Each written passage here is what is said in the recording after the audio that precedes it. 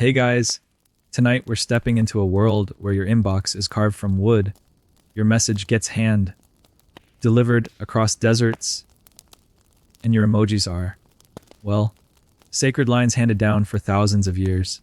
You're holding a message stick, smooth in your palm, light as kindling, but heavier with meaning than any text you've ever sent. There's no buzzing notification, just the soft rasp of your thumb across carved grooves. Some long, some short, some arranged like teeth, others like raindrops, and you're not alone. You're sitting cross-legged in the flickering orange of a campfire, deep in the bush, surrounded by watchers who've seen more moonrises than you'll ever count. The air smells of eucalyptus and dust. You hold the stick out, and they don't grab it. They lean closer. One elder nods, another grunts. The message, not you, has been received. You're in pre-colonial Australia now. No postman, no written alphabet. But don't mistake that for silence. These message sticks, called Jironga or Wangala, depending on the region, are humming with unspoken clarity. They travel from one group to another, often carried by a designated messenger. Someone who might walk hundreds of kilometers to deliver news of marriage proposals, trade routes, seasonal gatherings, or, judicial summons. You probably won't survive this if you accidentally bring the wrong stick to the wrong camp. So, before you get comfortable, take a moment to like the video and subscribe. But only if you genuinely enjoy what I do here, and drop a comment with where you're watching from and your local time. I love seeing how far this little campfire circle reaches.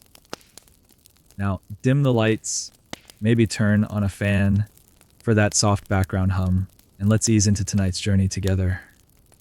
You lift the stick to eye level again.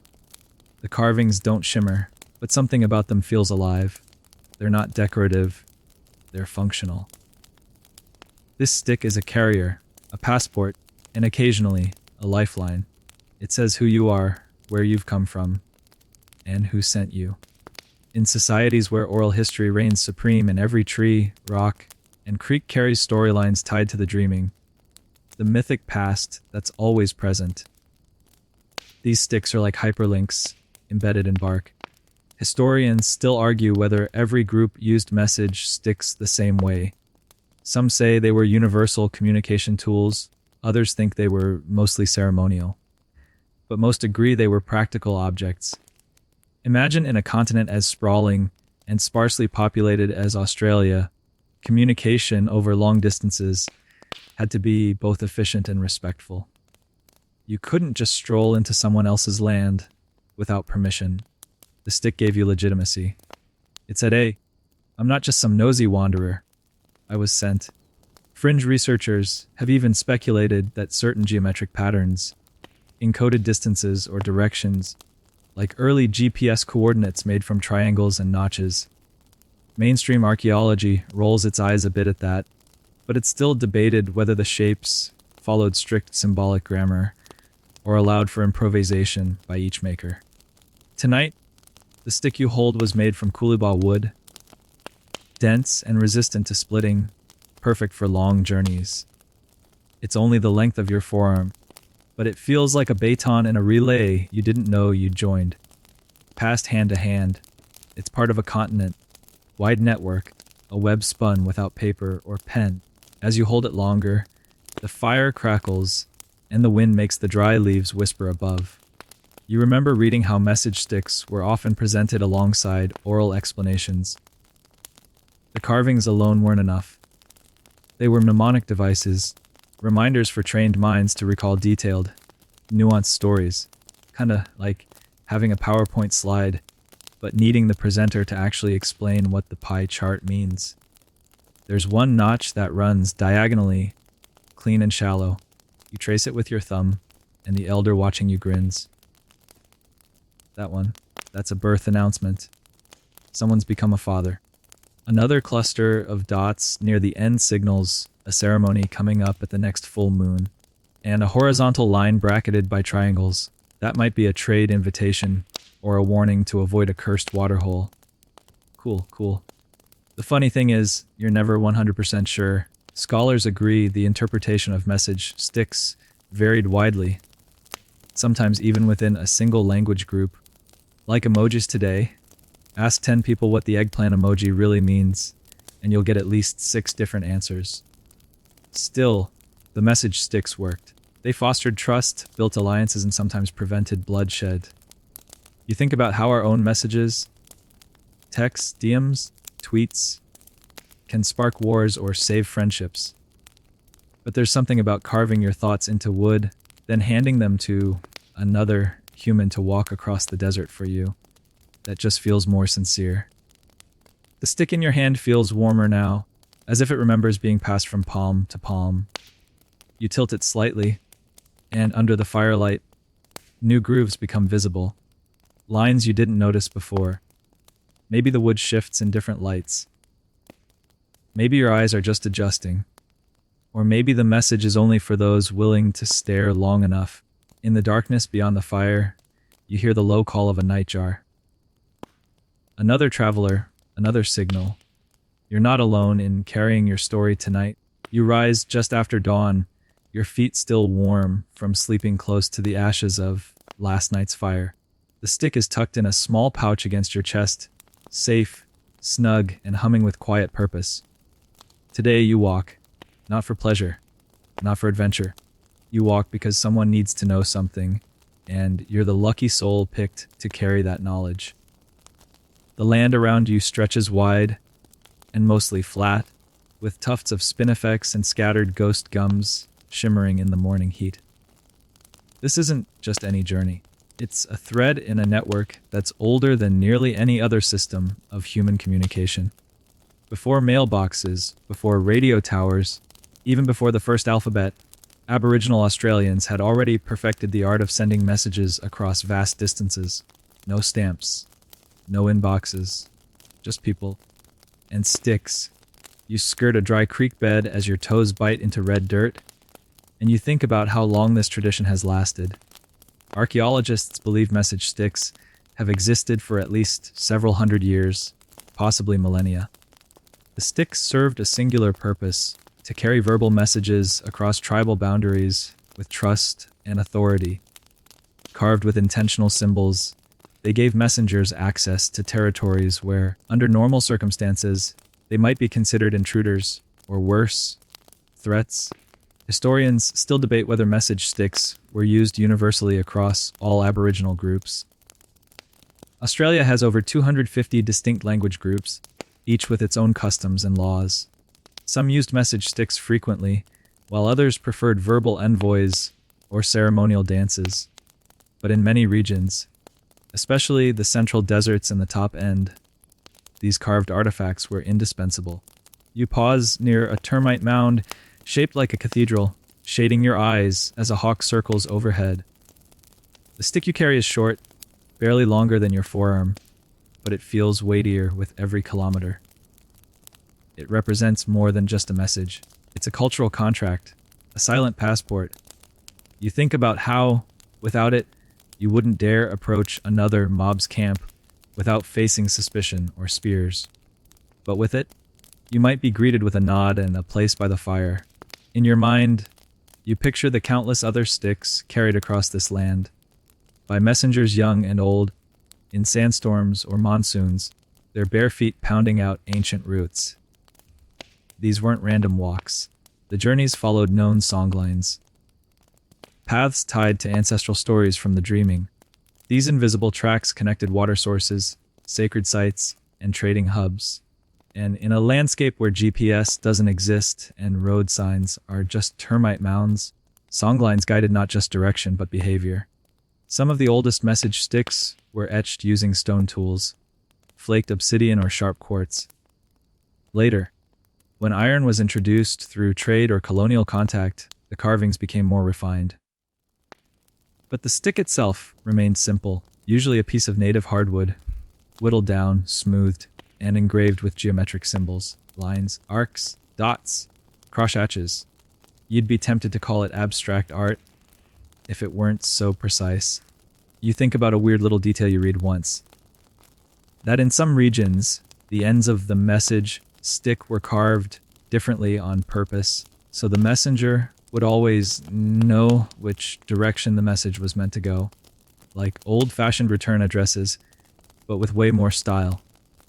A gust of hot wind kicks up dust, and you squint toward the distant horizon. You've still got hours to go, but you're not worried. The stick gives you confidence, even though you don't fully understand its carvings. You were taught the general meaning, and when you arrive, the receiving elders will read it more deeply. Not because the stick is readable like a book, but because it jogs their memory.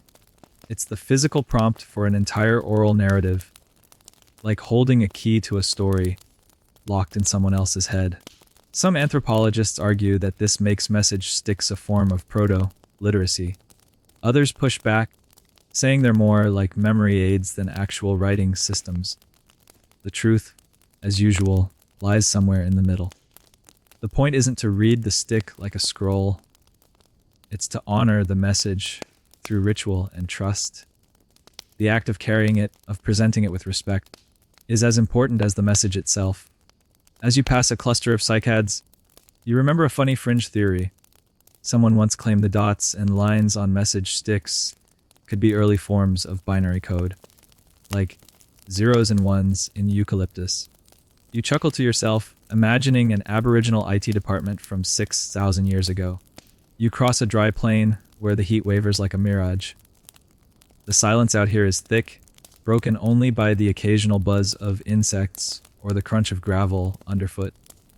And in that silence, you begin to realize something else. The pace of the message matters. In a world without rush, without deadlines set by quartz and satellite, messages moved with the rhythm of feet and seasons. Some took weeks to deliver, others mere days, but all arrived when the land allowed. And that's the thing. These sticks didn't override nature. They flowed with it. When the rivers rose or the land burned, the message waited. Patience wasn't just a virtue, it was part of the protocol. By now, the sun's overhead, and your shadow is a stubby outline dancing just ahead of you. You find a shady outcrop, sip some water, and roll the message stick in your fingers. It's slightly darker now, from the sweat of your palm, but the carvings are still clear. You think about how each groove was made. Not rushed, not careless. The messenger who gave it to you likely sat for hours, maybe days, making sure each mark said exactly what it needed to. No autocorrect. No unsend button. Once carved, the message was committed. And so are you. Your legs ache, and your calves throb in quiet rebellion, but you keep walking. The stick thumps lightly against your chest with each step, a reminder that this isn't just your journey. It's someone else's words, someone else's hope, moving through a continent that has always listened. By mid-afternoon, the landscape begins to shift. The trees grow denser, and the air smells more like sap than dust. You're approaching another clan's territory. You know this because of the landmarks. A crooked ghost gum that splits in two, a mound shaped like a turtle's shell, and the call of a bird you haven't heard in days. You slow your pace. Crossing into another group's land without permission could get you killed. You're not from here. You don't know their taboos, their ancestors, their sacred paths. But the message stick gives you cover. It's your official backstage pass. Still, you don't wave it around. You approach with humility. Respect is part of the protocol. You stop at a clearing near a burnt-out tree and wait. You're not supposed to just stroll into someone's camp and announce yourself like a door salesman. Instead, you stand quietly and let your presence ripple through the bush. Eventually, someone will come. Hopefully not with a spear. And sure enough, they do. A pair of figures emerges from the shade. Older men, their shoulders lined with sun scars, their eyes sharp despite the distance. They don't rush. They study you. One of them carries a short, broad club. You nod slowly, then kneel and hold out the message stick, flat across both palms like an offering. This is the make or break moment. In Aboriginal society, being a messenger was a serious gig. You couldn't just be anyone. You needed to be known for your honesty, your memory, and your neutral stance. The message wasn't yours to embellish or edit. You were a vessel, not a negotiator. Messengers were often chosen from kinship groups that had ties to both communities, increasing the likelihood of trust. You were expected to know not only the content of the message, but also the correct way to deliver it. Tone, posture, even timing. One of the men steps forward and takes the stick from your hands. He doesn't thank you. He doesn't smile. He holds it up, turning it slowly, his eyes scanning the carvings like they're familiar wounds. The other man grunts and leans in. They murmur in a language you don't understand, clicks and hums and ancient vowels shaped by sand and time. Then they nod, just once, and everything shifts. You're invited into the camp. The fires are small and scattered. Children peek from behind mothers. Old women tend to steaming pots of something vaguely fishy. Dogs with wiry fur weave between legs. And all the while your stick, not your stick anymore really, is passed from hand to hand, always with the same ritual. A pause, a look, a murmur of understanding. Historians still argue whether the stick carried a specific, static message or if it simply marked the authority of the bearer to deliver a verbal one. Most evidence suggests both were true. The stick was both symbol and substance, physical proof of the message's authenticity, and sometimes a map of the message itself. But always it needed you, the courier, to animate it. And being a messenger wasn't without risk. One wrong turn, one breach of etiquette, and you could end up caught in a blood feud you had no part in. There are stories, some whispered, some painted, of couriers who never returned, who carried a message into the wrong camp at the wrong time, who held a stick with the wrong symbols, misunderstood, misread, or rejected. The bush remembers them, even if no one else does. There's one tale you heard from an elder, probably apocryphal, but oddly comforting. A young man who delivered a message stick to a rival clan during a dry season. The stick bore a peace proposal, an offer to share water. The clan accepted, but instead of sending back a second stick, they sent him home with a hand-carved boomerang. The joke: if we'd said no, you'd have seen it coming.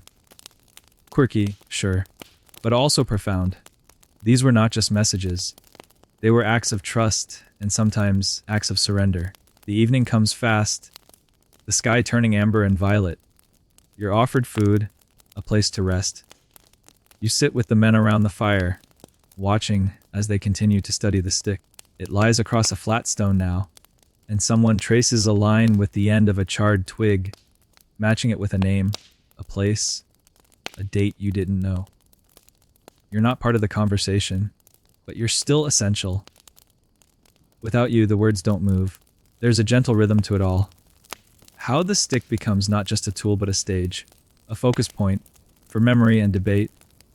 In some areas, message sticks were even brought to formal meetings or inter-tribal ceremonies, held up as legal artifacts. Elders might debate the meaning of certain lines, just as modern lawyers argue over the placement of a comma. Fringe theories claim some sticks were actually multi-messages meant to be reinterpreted differently depending on the destination. Like choose your own adventure books carved into bark. No one knows for sure. The original users never wrote down instructions. That's the point. As the stars bloom above you, the air cools, and the fire turns to coals. You rest your head on your rolled up cloak and stare at the Southern Cross. The message is delivered. Your job for now is done. You wake with a gentle jolt, stirred by a soft shuffle of feet, and the faint crackle of embers. The message stick, now part of someone else's business, lies near the fire pit, still honored with its own space, like an invited elder. You stretch your shoulders and blink into the half-light. The camp is stirring. People speak in hushed tones. The stick has done its job, but you're not quite finished. Someone offers you water, another hands you a small twist of roasted yam. You eat slowly, watching as two of the men prepare a bundle for travel. Another stick, another message. Looks like you're being trusted with the reply. But before we walk on, let's slow down and look closer. You've seen the stick in use, passed it from camp to camp. But have you really understood its face? Its language. You sit cross-legged and study the fresh stick they've carved overnight. This one is darker, maybe mulga or ironwood, and slightly thicker. The surface is crowded with markings, some etched deeply, others barely scratched. You run your fingertips over them, not to interpret, but to feel. The symbols here aren't letters. They aren't hieroglyphs. They're impressions, structured but open-ended. And here's the kicker. Most weren't meant for outsiders to decode. Not fully. The lines work like mnemonics, triggers for memorized speech. They prompt rather than spell out. One sequence catches your eye, a vertical line intersected by a cluster of short horizontals. It looks like a ladder missing half its rungs. That, someone tells you, refers to a family tree. Not in the genetic sense you're used to, but in a ceremonial one, whose lineage matters in this particular invitation. Another set of nested triangles, a map to a meeting ground, or a warning about a dispute, depends on who's reading. Historians still argue whether these symbols were standardized across regions or completely localized. Some say there were shared conventions, like lines for rivers or dots for people, especially in overlapping trade areas. Others think every community had its own symbolic grammar. It's possible both are true. Some patterns might have been like regional dialects, mostly familiar, but sometimes confusing if you squint. One of the quirks about message sticks is that they often required context, without the messenger's verbal explanation, or the oral culture to frame it. The stick was more like a postcard, without a caption. This has led to a major headache for modern researchers. Museums hold hundreds of message sticks with no clue what they actually say. They're just beautiful silence. You think about that as you continue to study the stick in your lap. You could copy it, draw it, even 3D scan it, but without someone who knows the code, you'd still be guessing. You remember a weird detail you overheard in another camp. One elder once carved false symbols on a message stick just to test a younger man's honesty. When the youth returned and repeated the message, the elder nodded. "You passed," he said. The stick hadn't meant anything, but the memory had. And here's something else you didn't expect. Even the act of carving was a ritual. The creator had to prepare the wood, cleanse themselves, sometimes even sing. Not because they were trying to be poetic, but because to carve a message stick was to imprint meaning on the world. It was a physical gesture of social trust. You flip the stick over and trace a line that curves in a tight spiral. That one, someone tells you, marks a journey with multiple stops. Your route, in fact, it's a trail carved into the wood and the world at once. Some sticks use dots to show the number of people involved in a message. Others used zigzags to indicate danger or conflict. Some even had notches on the edge to represent time. Days passed, moons risen. There's no universal legend, no glossary. Just layers upon layers of cultural depth, shaped by oral memory and embodied history. And still, despite all this structure, there was room for improvisation. You recall one old man saying that making a message stick was like playing the didgeridoo. You follow the rhythm, but sometimes you riff, he said, tapping the stick against his knee. So what's the stick saying now? You squint again, piecing together the carved logic. This one's a response to a request. An agreement to meet, but only under certain conditions. There's a straight line, unbroken, running down one side. It means yes, someone murmurs. But the line has two sharp notches near the top. That also means caution. Message delivered and received. But the terms are delicate. Before you leave, the elders gather to review the stick one last time. They nod, make slight corrections. One adds a tiny line near the base, and then bless it with a few whispered words. Not magic, just acknowledgement.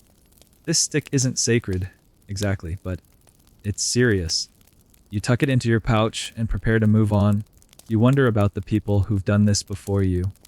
The generations who carried thoughts across deserts and scrublands, holding no weapon, only a marked sliver of wood. They were messengers, diplomats, sometimes scapegoats. They walked across ancient boundaries with nothing but honor and geometry. And you're doing it now. The sun's lower in the sky as you set out, the new stick tapping softly against your chest. The land stretches forward again, wild and wide and watching. Every step you take, you carry more than a stick. You carry belief. You walk with a renewed rhythm now. The new message stick rides securely against your chest, a warm press of purpose and potential. The land changes subtly beneath your feet, soil darkens. Trees grow in denser clusters, and the wind hums with a different cadence. You're entering a space where the geometry of the stick will be weighed. Literally, not all message sticks are created equal. And today, you learn that the shape of a stick is as meaningful as the carvings etched into it. You stop by a creek and untie the pouch. Carefully, you remove the stick and hold it in open palms. This one feels heavier. Not just metaphorically. The wood is denser, the girth slightly thicker than the previous one. You notice the ends are blunt, not tapered. The surface is uneven, deliberately so, as if shaped not just for aesthetics, but for significance. You recall that in some regions, the length of the stick could indicate the urgency or severity of the message. A short, stubby piece might carry news of a death, an announcement meant to travel quickly and directly. A longer, more finely carved stick, that might be for ceremonial invitations, important but less dire. Scholars still argue over whether size had consistent meanings or if it varied by context. The truth, as always, is nuanced. Shape could also reflect clan identity. Some groups preferred cylindrical sticks, others oval or flat. The cross section might tell you which language group crafted it, kind of like a logo, but one made of timber and tradition. You wouldn't know this unless someone taught you, though. Just like modern fonts can scream corporate or casual, Aboriginal message sticks carried their own visual dialects. You weighed the stick in one hand, then the other. Even the balance might matter. An uneven stick could suggest a message of imbalance, perhaps conflict, or a need to resolve a tension. You once heard a story, likely apocryphal but still tasty, of a stick intentionally carved to be too top, heavy, forcing the messenger to carry it upside down. The symbolism. A reminder that the message wasn't what it seemed. The real meaning would be spoken, not shown. And here's a fringe tidbit to stir your sleepy imagination. Some believe that stick dimensions sometimes mapped onto seasonal cycles. That longer, straighter sticks were sent during dry months when travel was easy, while shorter, rounder ones traveled during the wet season when mobility was limited. Historians eye this theory, but it hasn't been fully disproven. It's plausible enough to dream on. As you continue walking, you think about how geometry isn't just decoration. In these sticks, it communicates tone, hierarchy, maybe even emotional weight. It's the difference between a firm handshake and a back slap. A sharp edge might imply caution. A rounded end, hospitality. A stick that tapers like a blade. That might mean danger, or a metaphorical cutting of ties.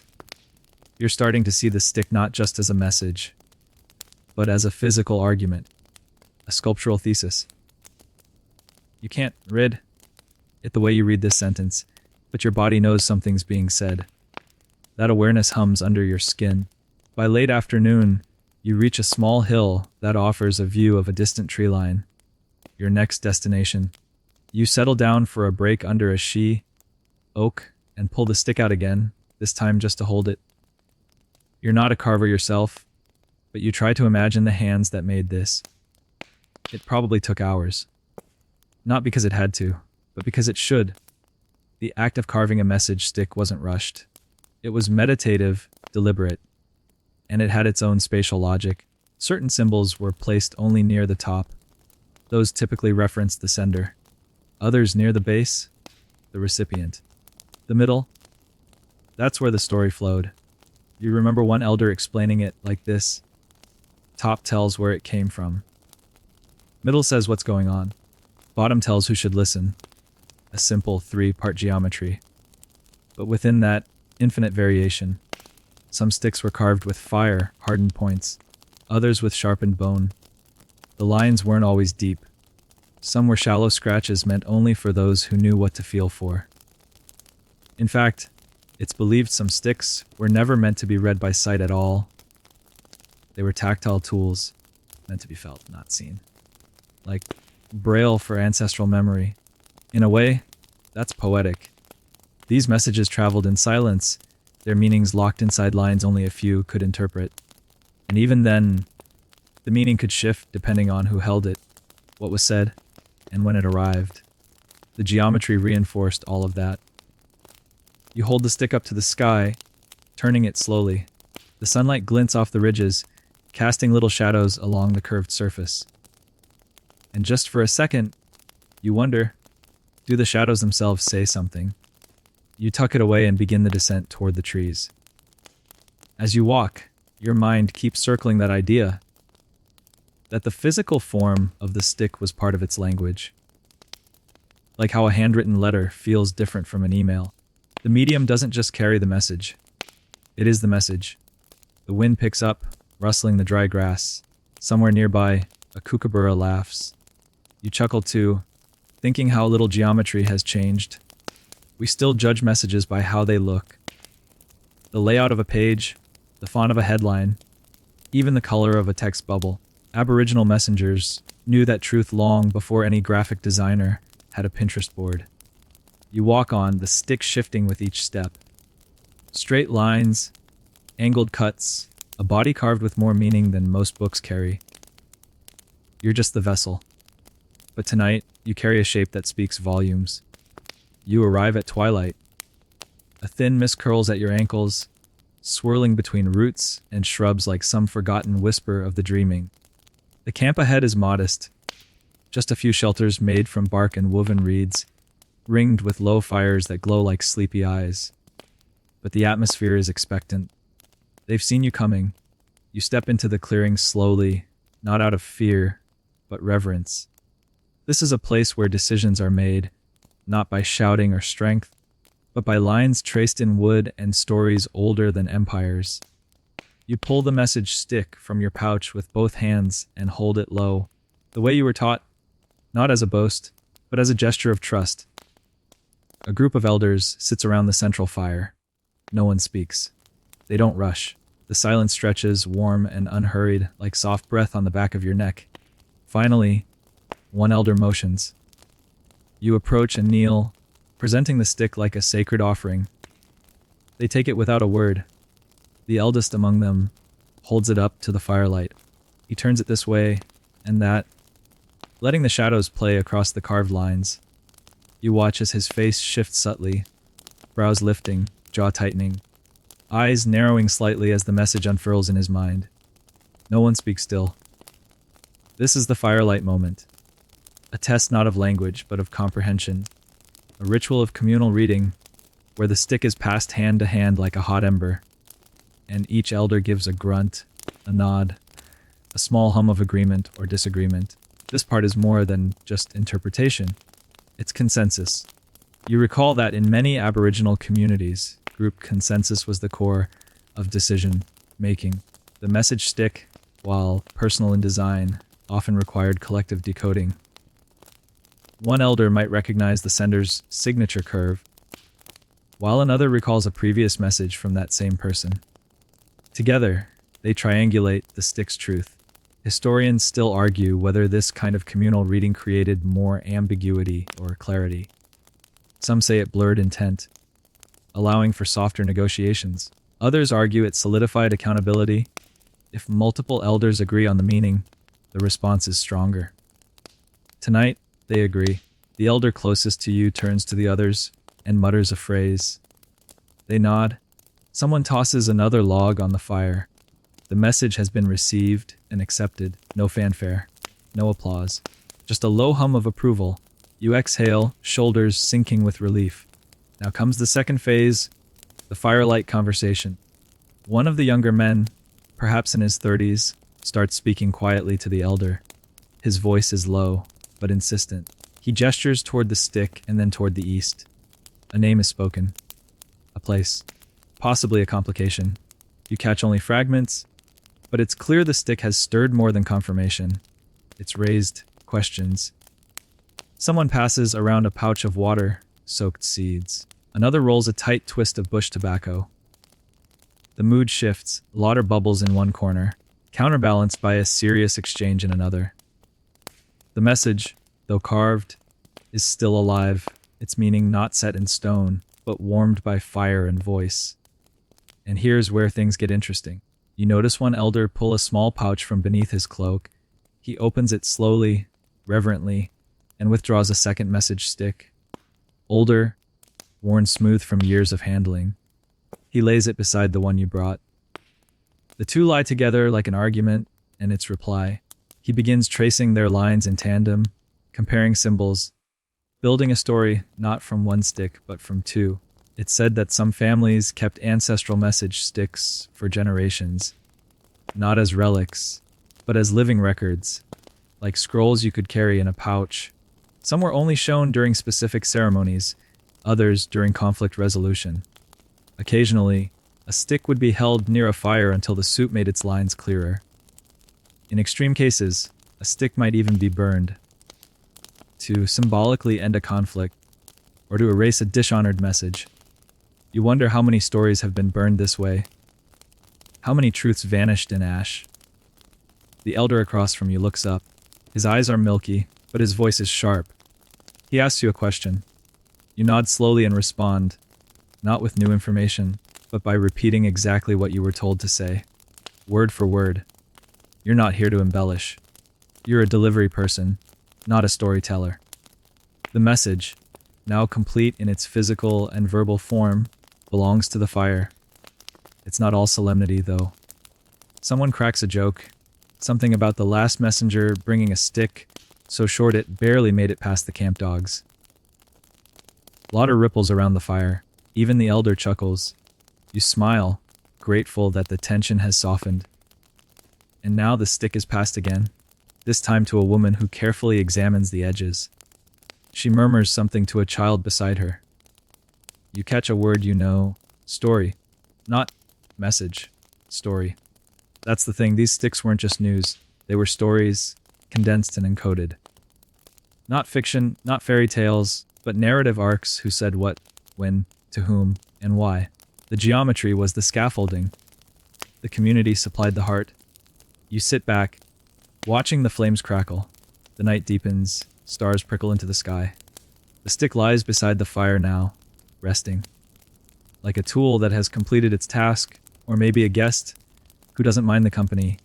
And here's a curious tidbit to round off your night. Some sticks were left behind on purpose, like ceremonial breadcrumbs, planted at a meeting site or on a path to signal that a messenger had come and gone. In a world without permanent signage, a stick could say, I was here waited. I meant no harm, so you stay a little longer. The fire pops softly, the elders talk in low tones, and somewhere in the darkness, another messenger, perhaps carrying another stick, walks under the same stars, trusting the geometry of carved eucalyptus and the understanding of firelit minds. You leave early the next morning, guided by a rising sun that bleeds softly across the treetops. A new message stick rides with you now, different from the one you arrived with. It's narrower, smoother, but the weight on your shoulders feels a little heavier. Not from the wood, but from what it represents. The reply you now carry is more than a mere acknowledgement. It's a correction, a negotiation, a delicately worded, yes, but. And that's when it happens, somewhere between two low hills, as you're stepping over sun, warmed stones, you see smoke. Not from a bushfire. This smoke is neat, precise, rising in a lazy vertical spiral. A campfire. You're not supposed to see one here. This isn't neutral ground. According to the directions carved into the last stick, this patch of land belongs to a different group entirely. One you didn't expect to meet. You consider your options, walk past, and risk appearing evasive. or approach and declare yourself, stick in hand. You decide to approach. As you step into the clearing, 3 figures stand slowly. They're not armed, but they're alert. You hold up the stick, both hands again, palms up, and stop. Your voice is steady as you state your name, your origin, and your purpose. You recite the instructions just as they were given to you. You do not add color. You do not explain. One man steps forward. He's older, with a long scar like a pale vine crawling down his right arm. His gaze flicks to the stick, then back to you, then again to the stick. He doesn't take it. He says something to the others. Their eyes narrow. The silence swells into something thick, tense. Then he says it. That's not for us. You freeze. You double, check the markings. The pattern on the base is familiar. The middle section references a ceremonial site near here. But the old man is shaking his head. That stick, he says again, slower now, is not for us. You've just made the cardinal mistake. Delivered a message to the wrong mob. Or at least, that's how it seems. Historians still argue whether message sticks were ever universal enough to avoid this kind of confusion. Some say standardized markings evolved in certain trade routes, making mistakes rare. Others insist that misunderstandings like this were common and dangerous. This moment confirms the latter. You take a step back, bow slightly, and explain. Not in defense, but in clarity. You're a messenger. You were given the stick. You were told to take this route, the fire, the smoke, the timing. It all led here. The elder sighs. He gestures to one of the others, who disappears into a nearby lean-to. He returns moments later with a different message stick, short, rough, and barely carved. He hands it to the elder, who inspects it, then hands it to you. You take this, the old man says. It tells the real path. You examine the new stick. It's been carved hastily, but with purpose. A shallow groove curves sharply eastward, away from your current path.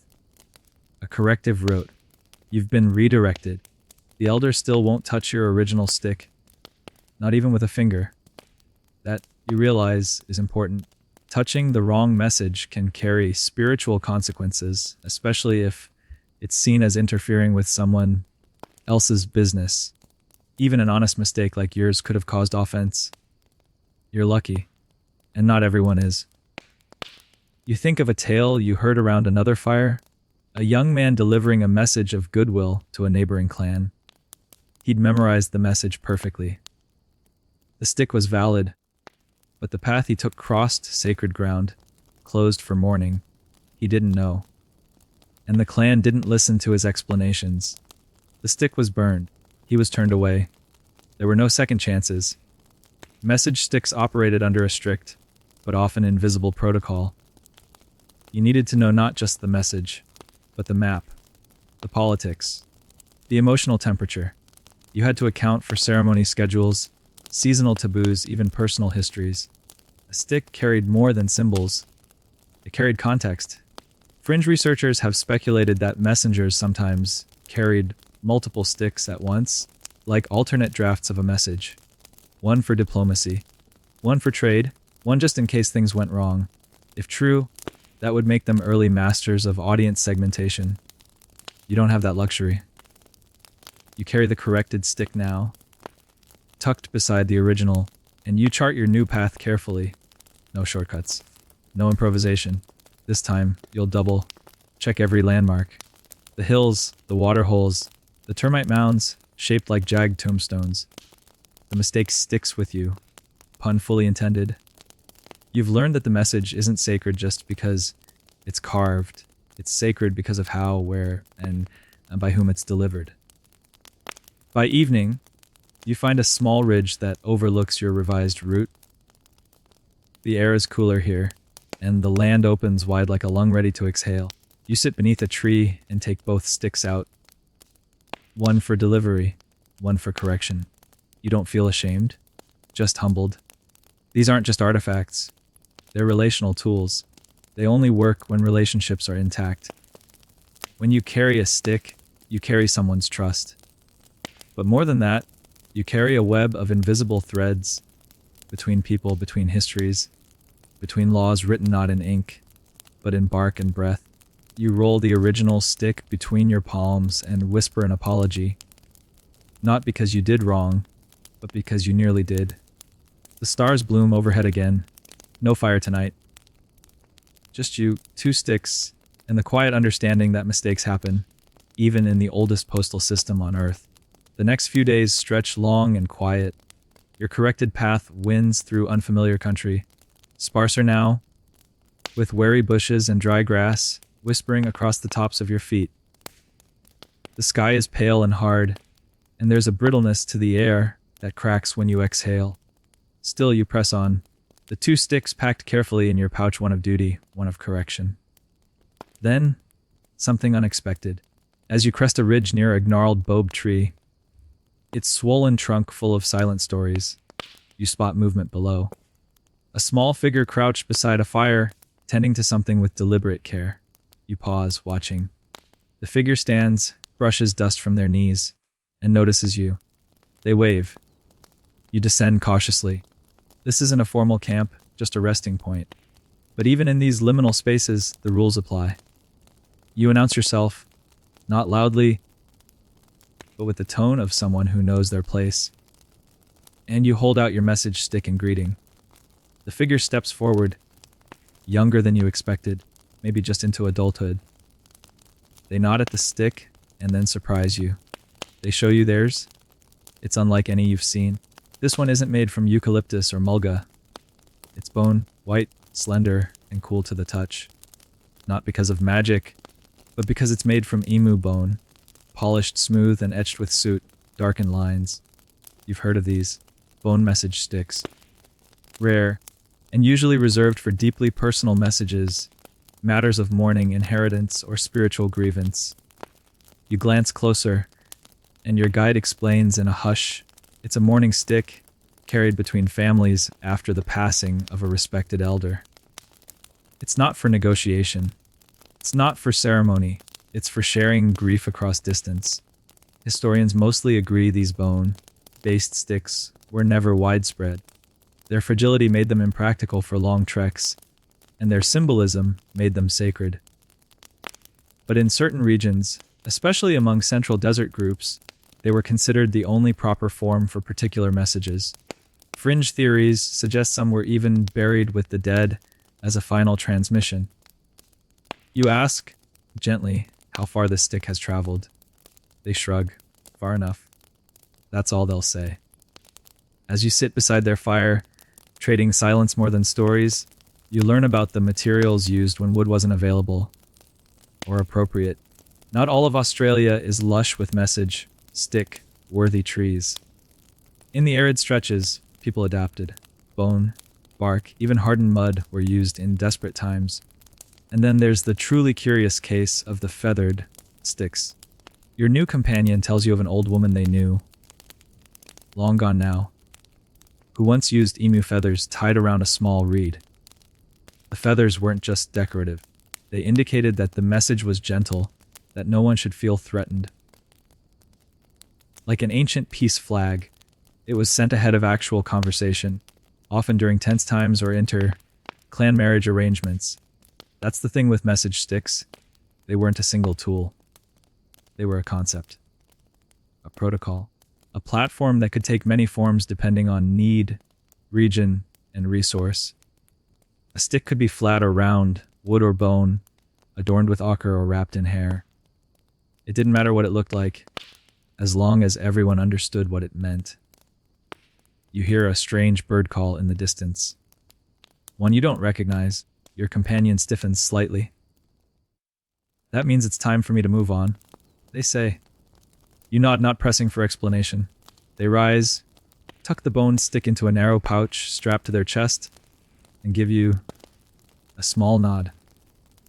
Then they vanish into the scrub, and just like that, you're alone again. You sit for a while longer, considering the stick they showed you. How delicate it looked, how powerful it still felt. You think of museums now, filled with message sticks behind glass, static, stripped of voice.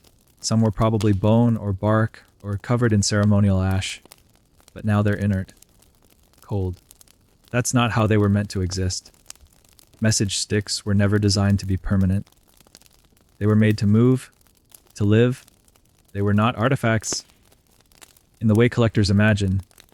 They were fleeting, context-driven vessels, much like spoken words or footprints in sand.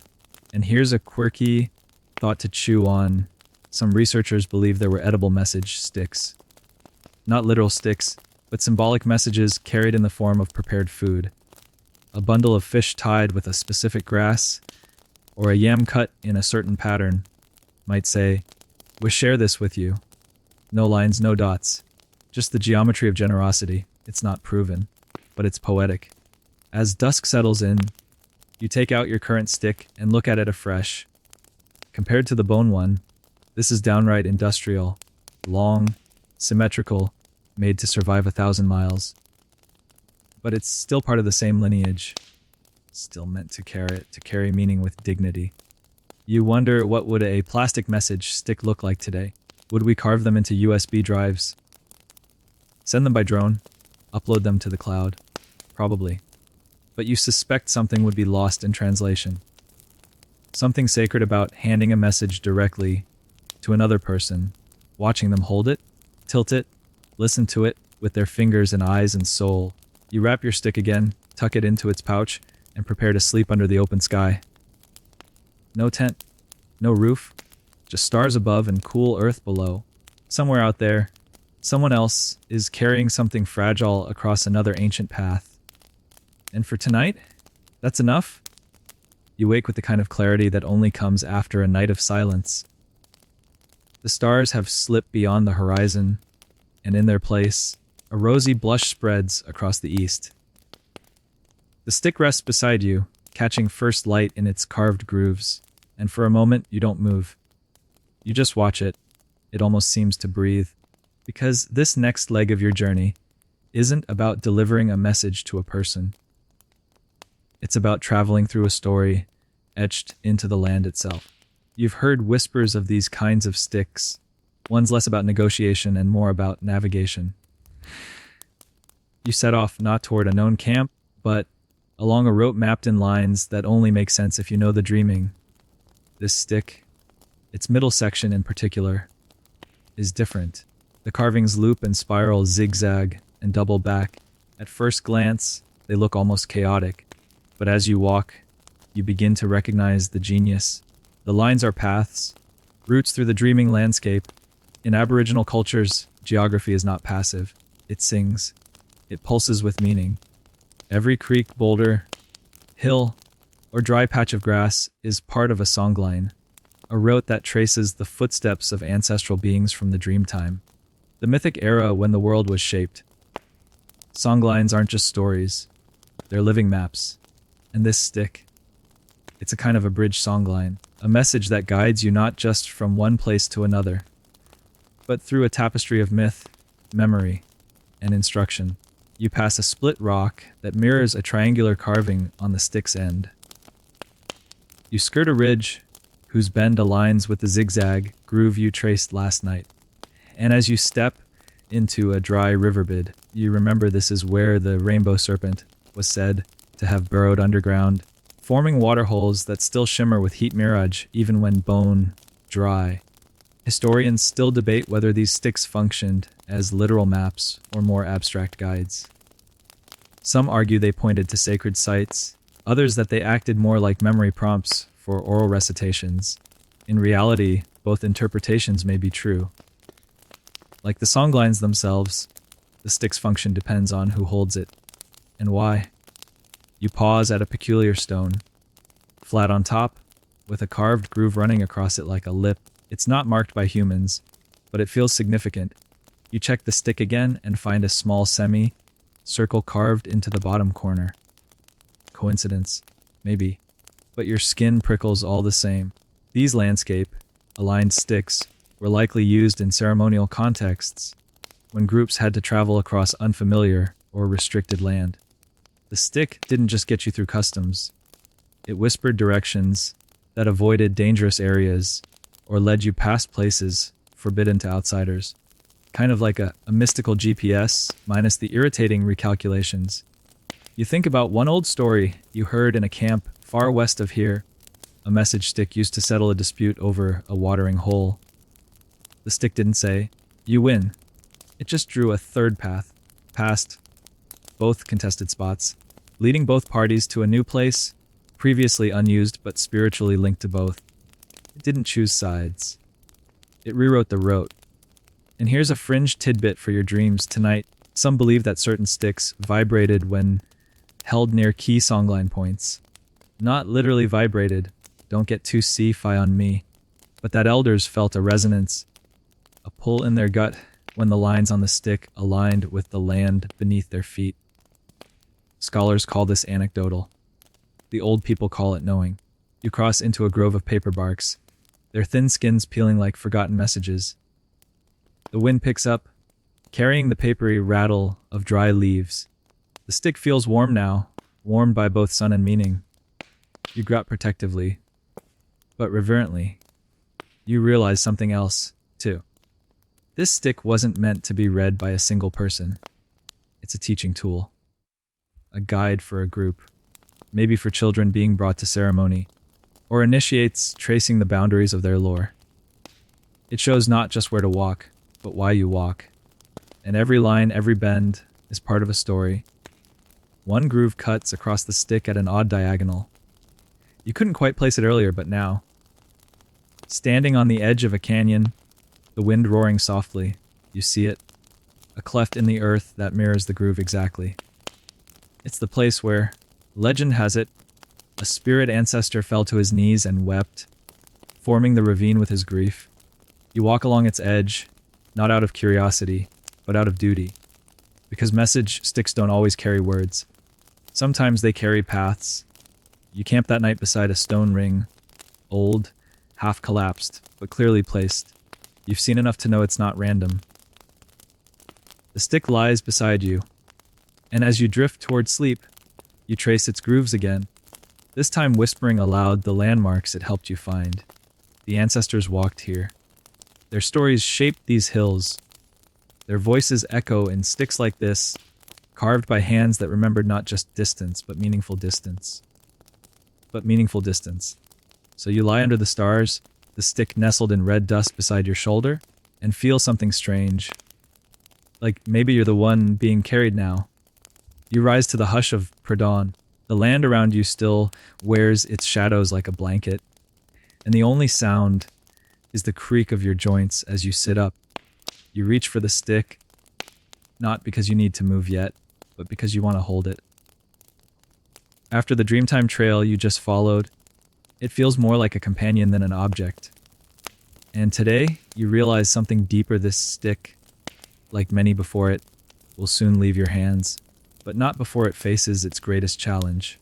Because now it has to cross not just space, but languages. You begin your walk again, this time with extra caution. You're entering territory where your dialect doesn't carry weight, where customs differ in ways both subtle and severe. And yet the stick must speak clearly, somehow.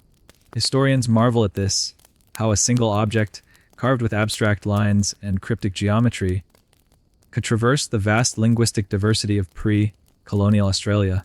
With over 250 distinct Aboriginal languages and hundreds more dialects, it's a wonder communication happened at all. But it did. Not by chance. By design. Message sticks operated on the principle of shared reference. Even if you didn't speak the same language, the geometry could bridge gaps. Lines for rivers, dots for people, arcs for meetings. These were visual cues, symbolic anchors. And, crucially, messengers often carried oral translations as well. The stick started the conversation, but your words filled in the gaps. You pass a grove where birds squabble in the canopy, noisy, chaotic, but somehow organized. Kind of like language itself. You wonder, how many messengers got their meaning garbled? How often did a single notch or dot get misinterpreted? Did they ever just make it up? You recall a story an elder once told you. A man from the Kimberley carried a stick into central Arnhem Land, where the dialect was utterly foreign to him. His stick had a triangle carved near the top, meant to signify a peak, a gathering place. but in the receiving community, that shape was associated with a mourning ground. The entire message took on a darker tone. Luckily, the man was smart. He explained the carving using a little sand drawing, a universal Aboriginal trick to translate the message into landforms. He drew hills, trees, and lines in the dust until the elders understood. The tension eased. Message salvaged. Scholars still argue whether message sticks evolved because of linguistic diversity, or in spite of it. Were they invented to bypass the Babel? Or did they simply grow alongside it, adapting like vines to the cultural landscape? You've also heard of bilingual sticks, those designed to be interpreted in 2 or more languages. Sometimes, the carvings on one side followed one group's style, while the opposite side mirrored another. A literal double-sided message. Smart, right? Unless someone reads the wrong side first. Then it gets awkward. You cross into open scrubland now, where the trees grow farther apart, and the soil crunches underfoot like broken pottery.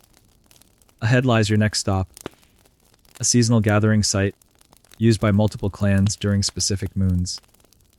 You see smoke, hear laughter, but this time you don't approach the elders directly.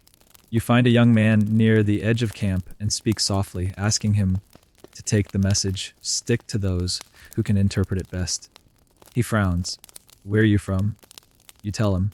He nods slowly, taking the stick, turning it in his hands. Then he looks up. This speaks 2 ways, he says. You nod. You'd hoped for that. The geometry on this stick is intentionally layered. The top half uses a symbol set familiar to the group you just left. The bottom half is shaped differently, slightly flatter, with wider spacing between symbols. You weren't sure it would work, but it does. You sit under a shady wattle tree and watch as the young man brings the stick to a cluster of elders. They lean in, tilt it, pass it back and forth. They mutter, grin. One of them taps the base of the stick and gestures in your direction. You hold your breath. Then, someone waves you over. It worked. You approach slowly, offering only what you were told. No improvisation. No showboating. You repeat the spoken message that goes with the stick, word for word. They listen carefully. A few chuckle at a joke embedded in one of the stick shapes. A dot inside a curved line, apparently a pun in their dialect. You're invited to sit, share food, rest. You've crossed a border, linguistic, cultural, geographical, without saying much at all. Just carrying the right lines in the right order. It's easy to forget how fragile that is. One misaligned groove, one misplaced dot, and you'd be sleeping outside tonight, or worse, told to leave without explanation. That's the strange burden of the message. Stick it must be precise yet flexible. Symbolic yet literal. Personal, yet portable across a continent of difference. As the evening wears on, one of the elders tells you about a stick he once saw that traveled all the way from the Gulf of Carpentaria down to the southern desert. It took over a year to complete the journey, passed from hand to hand, camp to camp. It bore no single language, just a trail of understanding. That stick, he says, had no words at all. Just the faint echo of voice in every line. You think of your own stick now, soon to be passed on, soon to be out of your care. You'll never see where it ends. You'll never know if its message reaches the heart it's meant for. But tonight it has done its job. And you've done yours. The fire has burned down to a bed of glowing embers. You sit back, arms resting on your knees, your eyes tracing the faint trails of smoke rising into the cool night air. The message stick lies between you and the elders. Its role temporarily paused, but not over. Because tomorrow, you won't just be a courier. You'll be a witness. The message this time doesn't just invite, inform, or warn. It summons. You're carrying what amounts to a legal document carved in eucalyptus, a summons to a traditional law meeting, a trial, in modern terms. And in this part of the country, those don't happen without a stick. In Aboriginal societies, law isn't something separate from daily life. It is life. It's embedded in stories, ceremonies, land, kinship. Justice isn't handed down from above. It's negotiated among people who know each other's grandmothers. And when there's a breach, someone breaks a marriage law, crosses a taboo, insults a kin group, the elders convene. And they don't do it on hearsay, they use the stick. This particular one has an unmistakable tone.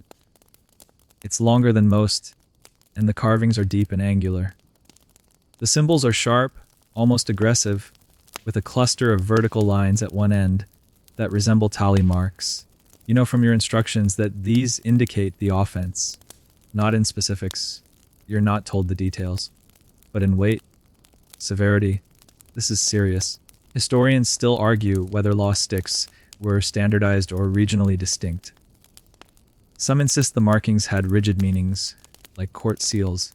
Others argue that only the elders could properly interpret them, and the messenger was just a walking envelope. Either way, the stakes were high.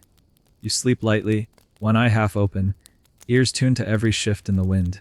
At dawn, you rise, wrap the stick again, and follow a path that dips into a wide, red, soiled valley. This is neutral ground, neither clan's territory, a chosen meeting place. Already, you can see people gathering. They arrive in small groups, some singing, some silent, all carrying a kind of tension you can feel in your teeth. You're directed to a shaded area to sit. The stick is taken from you by two men who hold it like it might bite. They don't speak. They lay it on a flat stone, and the elders gather. There's no judge in a powdered wig here, no lawyers, no gavel. But make no mistake, this is law, and it's about to unfold in one of the oldest legal systems on Earth. The accused sits nearby, surrounded by kin. He looks calm, but his eyes dart. You can't help it. You wonder what he did. But it's not your business. Your business was the stick. The elders murmur. One of them points at the base carving. A zigzag with 3 marks through it. That could indicate multiple infractions. Or it might refer to the number of affected families. You'll never know for sure. But what's clear is that the stick has been accepted. It has authority, and now so does the gathering. One elder stands. He speaks slowly, carefully, invoking names and places. No finger pointing, just facts. Then another elder speaks. Then a third. Each of them touches the stick as they do so, not for magic, but for grounding. The stick holds the center of the story. It is the anchor. Then the accused is allowed to speak. His voice is quiet but firm. He never touches the stick. This goes on for hours. There are no dramatic outbursts, no shouting matches, just voices weaving a net of understanding, or at least an attempt at one. And here's something that might surprise you. The stick will not decide the outcome. It isn't a verdict. It's a beginning. It brings people together, demands attention, and says, "This is serious. We must talk." Whether there's punishment, forgiveness, compensation, or exile, that comes later. Often decided not by vote, but by consensus among elders, and after many rounds of discussion. Still, the stick is essential. Without it, there would be no gathering, no legitimacy, no center. Fringe researchers have speculated that in some regions, the message stick for law carried not just information, but a kind of binding. That is, once the accused appeared in front of the stick, they had symbolically submitted to the community's judgment. Others believe the stick itself bore contractual symbols, like a handshake in wood. Whatever the truth, today's stick has done its job. When the sun sinks low and the sky turns apricot, the elders rise and the meeting adjourns. No one declares a winner. But a decision has been set in motion. You can feel it. One of the older women comes over and places a hand on your shoulder. "You brought it well," she says. Then she walks away. That's all. No grand applause. No feast. Just a nod to your role in a system far older and more efficient than any court docket. You sleep that night not under stars, but in a borrowed shelter, head resting on your pack. The stick is gone now. It stays with the elders. They might carve it again, or burn it, or bury it. Its journey may be over, or just beginning. But yours, you dream of lines and laws and voices carried not in stone or paper, but in breath and wood. in a system where law isn't about punishment, but about balance. And the stick you carried was never a threat. It was a promise. You leave the gathering before sunrise, the valley behind you still echoing with faint memories of yesterday's voices. The trail ahead feels quieter, somehow, more open. Not because the land has changed, but because something in you has. You're no longer just a carrier of messages, you're a witness to what they can do, what they can prevent. Because today, the stick you carry isn't carved in caution, or conflict, or correction. It's carved in peace. It's strange, you think, how something so small can hold the weight of a truce. This particular message stick, newly passed to you by two men with grizzled hands and quiet eyes, was carved to end a war. Not a war like the ones you learned about in history class with uniforms and flags, but a war just as real, just as devastating. Two clans, long estranged over a water dispute that stretched into bloodshed, have agreed, tentatively, to sit and talk. And you're the one they've entrusted to carry the olive branch. It's not the first time this has been attempted. You're told there were messengers before you. One was turned away. One never came back. But the elders have decided to try again. Because enough is enough, and because they've carved a new stick. This one is almost ceremonial in its delicacy. Thin, gently curved, polished until it glows like honey under the light. Its symbols are sparse, almost minimalist. A single straight line runs through the center, unbroken. At the base, two arcs mirror each other, forming what looks like a closed eye.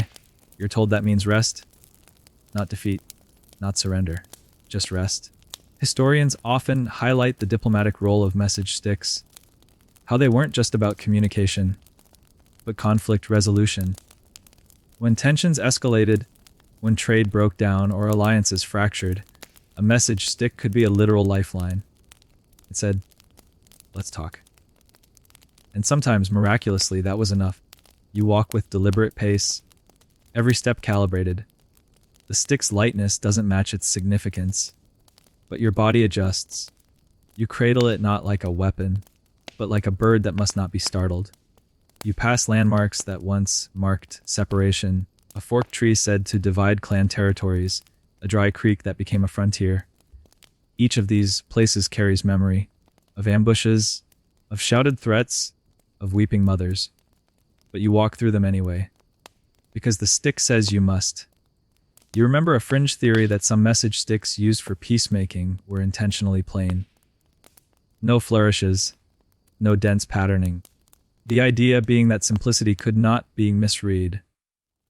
That piece should be spoken in the clearest lines possible. You reach the appointed meeting site late in the day, a wide clearing, rimmed by spinifex and low sandstone outcrops. There are others here already. Scouts, perhaps, or simply watchers. You feel their gaze long before you see their faces. No one approaches. You sit cross-legged at the center of the clearing and wait. You're not told how long. Eventually, a group of men steps forward, not hostile, just cautious. They don't speak right away. One of them eyes the stick still wrapped in its bark cloth. You unwrap it slowly. Hold it forward. You say the words you've been taught. One of them steps forward and takes the stick. A breath passes. Then, quietly, they gesture to a stone ring at the edge of the clearing. You're not asked to speak again. Your job is done. They sit in a circle. You recognize one elder from a long-ago encounter, and you nod. He doesn't smile, but he doesn't frown either. That's progress. As they talk, the stick lies at the center. Each man looks at it before he speaks. No one interrupts. The tension is real, but it's not rising. It's winding down. And here's something beautifully bizarre: message sticks weren't just diplomatic tools. They were often trusted more than people. That is, a stick's presence could lower a speaker's blood pressure, so to speak. It was a focal point. A reminder that this wasn't a shouting match. It was a process. One elder says something that makes the others go silent. Then he touches the stick gently and falls quiet himself. You can't hear the exact words, but you understand the tone. They're agreeing. The stick has done what speeches and gifts and countless envoys couldn't. It has created a pause, a space for peace to sneak in. Later that night, you're invited to sit with them. Not in the circle, but nearby. An honored observer. Someone hands you a piece of cooked goanna. Someone else offers you water. They don't thank you, but you know they're grateful. You dream that night of rivers reuniting, of two carved lines meeting in the middle of the stick, not diverging but converging. One dream scholar once wrote that message sticks were the stitching thread of a continent, small, but capable of mending great tears. This stick won't fix everything, but it's a start. And when you leave in the morning, you'll leave it behind, buried beneath a cairn of stones placed by both sides, not as a grave, as a marker. A symbol of the line no one will cross again. You travel lighter now, not because the terrain is easier, but because the stick has stayed behind, buried with meaning and caution under that cairn of shared stone. The quiet between your steps is almost musical. For the first time in a while, you're not carrying someone else's voice. Just your own breath and the memories of what that carved eucalyptus accomplished. But memory is a tricky thing. It doesn't always honor the tools that carried it. You come to a riverbank, shaded by towering melaleuca trees.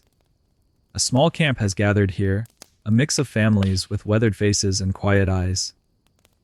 Children splash in the shallows, and an old woman sits weaving baskets with hands that barely pause, even when you approach. You're welcomed, but with a curious tone. The elders here know of the sticks. They've heard stories, passed down like flickering embers, but they haven't seen one in years. You ask why. One of them, a man with hair like smoke, sighs, because they got taken, or burned, or buried so deep no one remembers how to read them. You sit quietly as he explains, when the colonists arrived, first in scattered flocks, then in crushing waves. They brought disruption that seeped into every crack of life, and one of the casualties, the message stick. At first, settlers didn't notice them. A sliver of wood, harmless, quiet, but soon these sticks were misunderstood, labeled primitive, dismissed, or worse, collected. Museums, private cabinets, ethnographic archives in cities far from the red dust of their origin, sticks removed from country and context, stripped of their purpose and displayed like curiosities. Look, the glass labels might have read, "Hair is what they used before they learned to write." Historians still argue about whether the loss of message sticks was collateral damage or deliberate suppression. Some believe colonial authorities feared their potential to coordinate, to warn, to unify. Others think they simply didn't understand them and treated them like relics of a dying culture. Either way, they were outlawed in many regions. Missionaries burned them, pastoralists confiscated them, and slowly, painfully, the knowledge of how to carve, interpret, and carry them faded. You look around the camp and feel the weight of that loss. The elder gestures toward a young boy playing with a plastic toy. Bright blue, mass-produced. "He'll never carry a stick like my grandfather did," the old man says. "Not unless we bring them back." And some people did try. In secret, elders passed on fragments of knowledge, quiet stories told by firelight. A groove scratched into the side of a boab tree, a dream whispered to a grandchild. Even when the sticks themselves were taken, the meaning hid inside the people. And occasionally, someone would try to rebuild. You remember a quirky tale from the 1930s. An Aboriginal man in Queensland was arrested for carrying a message stick during a tribal dispute. The police, unfamiliar with its meaning, called it a dangerous object. The stick, recorded in court notes as a carved implement, was destroyed as evidence. What they didn't know was that it had been a peace offering. The irony lingers like smoke. As the sun climbs, you wander through the camp. You see old tins repurposed as tools, plastic tarps patched with kangaroo hide. The resilience is everywhere. And then, tucked behind a fire pit, you find something remarkable, a message stick. Or something close. It's crude, made from driftwood, carved with a pocket knife. But unmistakably a message stick. Dots, lines, and arcs stretch across its surface in uneven patterns. You lift it gently. An old woman nearby nods. My grandson made that, she says. He doesn't know what it says, but he knows how it feels. There's hope in that. Not all message sticks were lost. Some survived in museums, mislabeled but intact. Some were hidden in caves or buried under ceremonial stones. And some, perhaps the rarest, were never carved at all. Just remembered, fringe researchers have even suggested that certain tattoos and body markings once mirrored message stick designs. A kind of wearable diplomacy. No proof, of course. But you like the idea? A person's message. You return the driftwood stick to its resting place, touched by its simplicity. It may not be part of any official ceremony, but it wants to speak, and that's enough. That evening, you sit with the elder by the fire.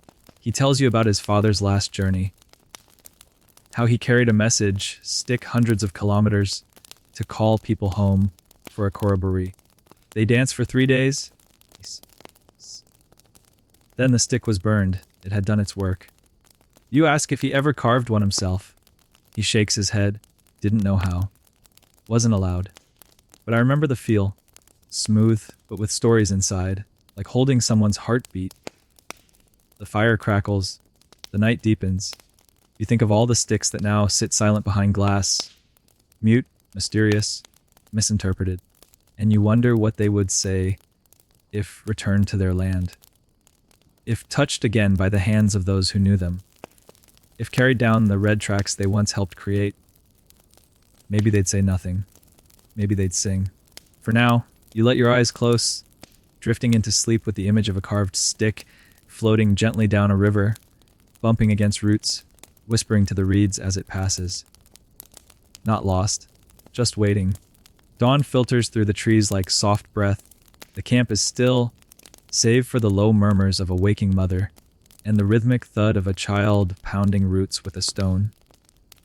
You take your leave without ceremony, a nod here, a hand raised there. No one stops you. No one needs to. They know what you're doing.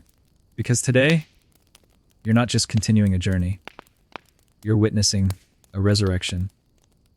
Word has reached you of something remarkable.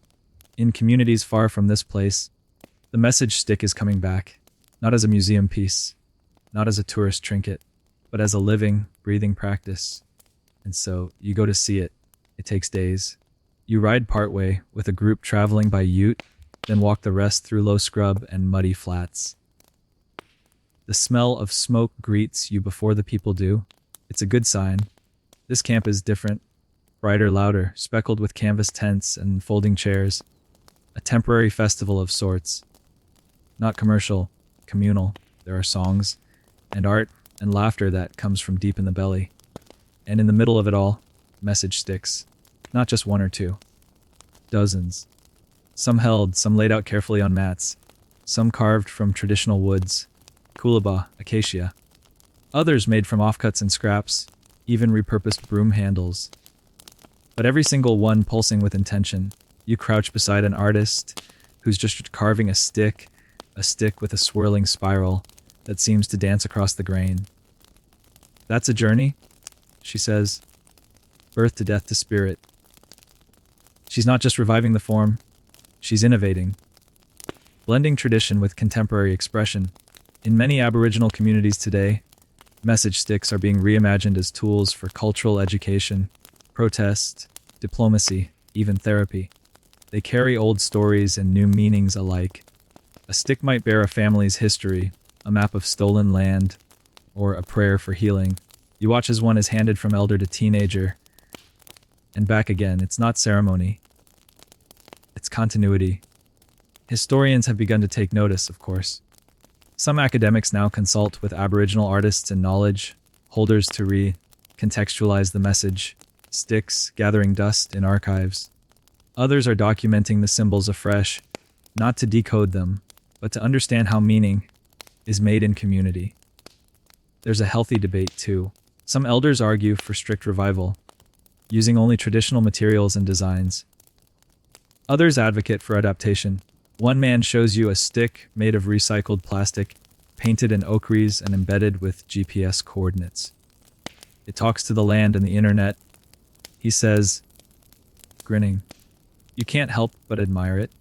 Not because it looks flashy, it doesn't, but because it dares to be both ancient and new. A fringe artist explains her project. Each of her carved sticks corresponds to a social issue. Incarceration, suicide, climate grief. She invites people to touch them, speak to them, then carry them home. They collect pain, she says, and maybe spread a little hope. You stay the night, curled in a borrowed blanket near a fire, where music and language interweave like smoke. A young boy sits beside you, cradling a small stick he made himself. It's not symmetrical. It's not polished, but his thumb strokes it with purpose. What's it say? You ask softly. He shrugs.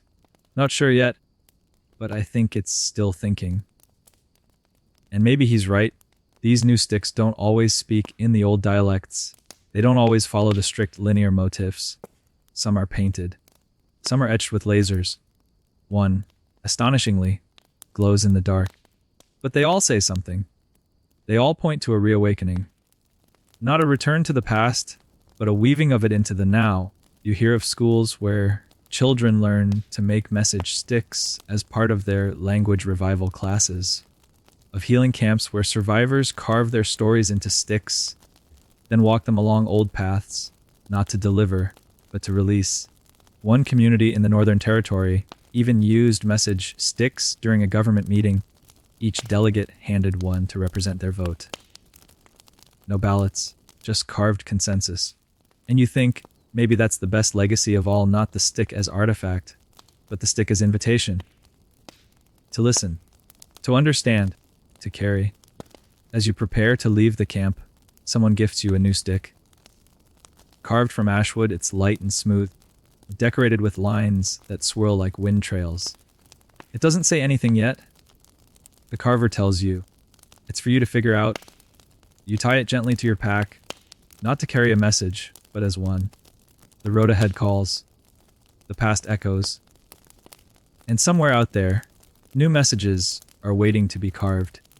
Not because the old ways are lost, but because they've always been walking alongside us, just waiting for someone to listen again and carve. The trail today is quiet, winding through low hills painted gold by the morning sun. You walk slowly, deliberately, your breath sensed with the crunch of dry leaves underfoot. The ashwood stick sways gently against your pack, tapping your back in rhythm with your steps. Doesn't feel foreign. It feels like it's meant to be there. You think about everything it took to get to this moment. Not just your journey, but the centuries behind it. The hands that carved, the voices that guided, the lands that received and replied. And now, here you are, still walking. The final leg brings you to a high lookout, the kind that feels like the top of a map. From here, you can see layers of country stretching out like a dream, dusty flats, shimmering rivers, the flicker of smoke from a distant campfire. Somewhere out there, message sticks are still being carved, still being passed, still whispering stories older than stone. You sit and pull the stick from your pack. It's quiet in your hands. Not because it has nothing to say, but because it's listening. It's waiting for you to decide what it should carry. A message, a memory, a promise. So, you begin, not by carving, but by remembering. You think of the first stick you carried, smooth and dark with a diagonal line marking birth. Of the firelit elders who read it with glances, not words. Of the bone stick that mourned a passing. Of the one that rerouted you mid-journey with a lesson carved in correction. Of the legal stick, solemn and sharp, edged, demanding accountability. Of the peace stick, delicate as breath, laid beneath stone to end bloodshed. Of the lost sticks hidden in museum vaults, still waiting to return home. And of the new ones, reborn in ashwood and plastic, feathered and painted, defiant and gentle. Each was a story. Each was a world. The wind picks up, carrying the scent of eucalyptus and the dry crackle of grass. You close your eyes, feeling the stick's shape against your palm. You trace its length, not with the intent to carve, but to remember the sensation, the possibility. This is what it means to carry history. Not as a burden, but as a thread. You think about a strange little theory you heard around a campfire weeks ago, that maybe each stick, if laid end to end, would form one long line across the entire continent. Not a physical line, but a metaphysical one. A path of memory.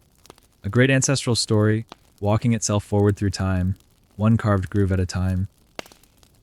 Historians would probably call that romanticism. But you just call it truth. Because tonight, you won't deliver a message. You are the message. The fire you light is small, just enough to cook some roots, warm your limbs, and flick shadows against the red earth. The stick lies beside you, glowing slightly in the firelight. You catch yourself talking to it. Not aloud, not quite, just thoughts shared into the silence. Thanks. Wonder. A quiet promise. That wherever you go, you'll remember to listen first. To speak with care. To carry what matters. And to know when it's time to let go. You fall asleep under a sky vast with stars, your heartbeat slow and steady. And in the dream that follows, you walk along a ridge lit by moonlight. Sticks are planted like signposts, each one humming with memory. Some are plain, some intricate, some broken. All part of the same story. And yours is the next chapter. Hear word count 109A. Wind down 300 words. Let's slow things down now. Your breathing softens. The world dims to embers and murmurs, and the trails fade gently into shadow. You've walked far tonight, across deserts and rivers, between camps and centuries. And now, at last, you can rest. You're not carrying any sticks now. Just a soft, settled hum where memory lingers. You feel it in your chest. The weight of understanding, not heavy, but grounding. Calming, like the hush of wind through trees that know how long they've stood. The fire you lit has burned low, its warmth still circling your fingers. Above you, stars hang quietly in place, indifferent to time, patient with stories. Maybe, in some way, they've been listening all along. And maybe the sticks still whisper, from museum shelves, from buried caches, from new hands learning old shapes. Somewhere out there, a child is carving her first line. Somewhere, an elder remembers the weight of eucalyptus and the silence that says everything. And you sleep now, with a trail behind you and the soft promise of dreams ahead. You're part of the message. You're part of the line. So close your eyes, let the last fire crackle, let the last breeze pass, and let the story hold you.